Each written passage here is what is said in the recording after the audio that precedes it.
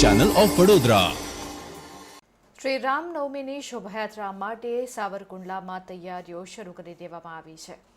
સાવરકુંડલામાં રામનવમીના દિવસેથી સન 1983 ભવ્ય શોભાયાત્રાનો પ્રારંભ કરવામાં આવ્યો હતો। ત્યારથી આજ દિન સુધી ભવ્ય રીતે શોભાયાત્રા કરવામાં આવે છે। આ વર્ષે રામનવમીનો તહેવાર ભવ્ય રીતે ઉજવવા માટે શ્રી રામ જન્મોત્સવ સમિતિ દ્વારા તડામાર તૈયારીઓ શરૂ કરવામાં આવી છે।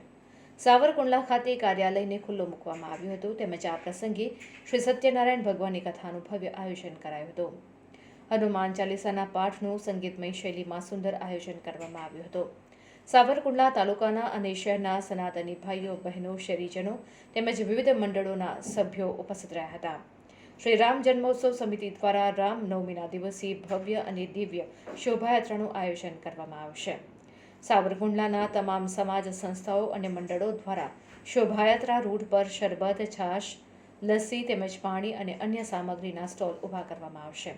સાથે સુશોભિત ટ્રેક્ટર, વિવિધ ઢોલ, નગારા અને શંખનાદ સાથે સંગીતમય ભજન મંડળીઓ કલાકારો તેમની કલાઓ પ્રદર્શિત કરશે અને દેશી અખાડાના ઝાંકીના દર્શન પણ થશે તેમજ શોભાયાત્રાના રૂટ પર વિવિધ મંડળો દ્વારા ધાર્મિક કાર્યક્રમોનું પણ આયોજન કરવામાં આવશે। દરેક ધર્મપ્રેમી જનતાને રામ જન્મોત્સવ સમિતિના કાર્યાલય ખાતેથી ધજા, પતાકા, દોરી અને શોભાયાત્રા સંદર્ભેનું અન્ય સાહિત્ય મેળવી શકે છે।